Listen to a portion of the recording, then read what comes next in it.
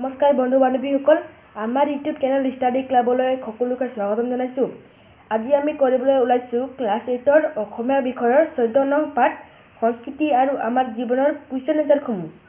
তাৰ আগতে যদি আপোনালোক এই চেনেলত নতুন আহিছে তেতিয়াহ'লে আমাৰ এই চেনেলটো ছাবস্ক্ৰাইব কৰি দিব আৰু কাষত থকা বেল আইকনটো প্ৰেছ কৰি দিব, যাৰ ফলত মই দিয়া ভিডিঅ'সমূহ সকলোতকৈ আগত পাব। তেতিয়াহ'লে বলক আমি ভিডিঅ'টো আৰম্ভ কৰোঁ। 1 নম্বৰ উত্তৰ দিয়া। ক, সংস্কৃতি গঢ়ি উঠিবলৈ কিহৰ প্ৰয়োজন হয়? উত্তৰ, সংস্কৃতি গঢ়ি উঠিবলৈ সমাজৰ প্ৰয়োজন হয়। আমি খ নম্বৰ কুৱেশ্যন লৈ সমাজ কাৰ দ্বাৰা গঠিত হয়? উত্তৰ, সমাজ মানুহৰ দ্বাৰা গঠিত হয়। এতিয়া আমি গ নম্বৰ কুৱেশ্যন লৈ সংস্কৃতিৰ অন্যতম উপাদান কি?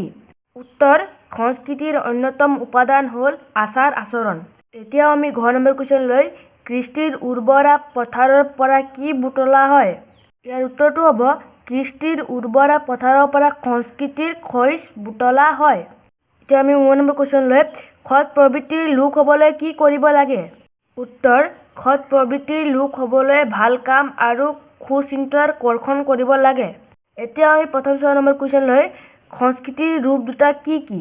ইয়াৰ উত্তৰটো হ'ব সংস্কৃতিৰ ৰূপ দুটা বাহ্যিক আৰু আভ্যন্তৰীণ। এতিয়া আমি দ্বিতীয় 6 নম্বৰ কুৱেশ্যন লৈ মানুহৰ আৱেগ অনুভূতিৰ মূল উৎস কি?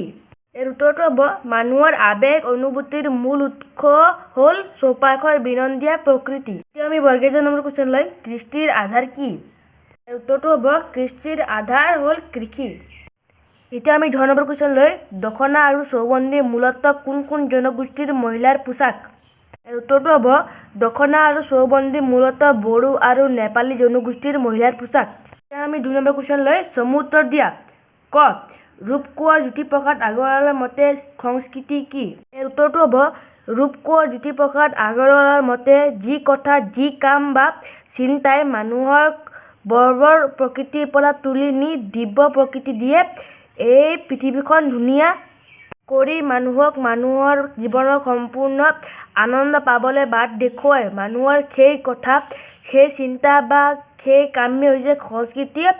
এই উক্তিৰ আধাৰত ক'ব পাৰি যে আমাৰ মানৱ জীৱনক সুন্দৰ আৰু শক্তিমান কৰি তোলা সকলো সুকুমাৰ কলা কাম আৰু গুণৰাশিয়েই হ'ল সংস্কৃতিৰ সোপান। আমি খ নম্বৰ কুৱেশ্যন লৈ সাংস্কৃতিক বৈচিত্ৰ্যৰ কাৰণসমূহ কি কি? উত্তৰটো হ'ব সাংস্কৃতিক বৈচিত্ৰ্যৰ কাৰণ হিচাপে প্ৰধানকৈ জলবায়ুৰ ভিন্নতা, খাদ্য ৰীতিৰ অভ্যাস বা জীৱনশৈলীৰ বৈশিষ্ট্য আদিলৈ আঙুলিয়াব পাৰি।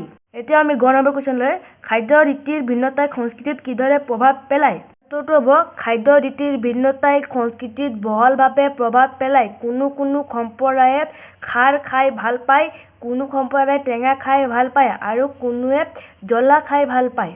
অসমীয়া খাদ্য অসমীয়াৰ সংস্কৃতি, বঙালীৰ খাদ্য বঙালীসকলৰ বঙালী সংস্কৃতি। সেইদৰে বিহাৰী, পাঞ্জাবী আদি লোকৰ খাদ্যও তেওঁলোকৰ সংস্কৃতি।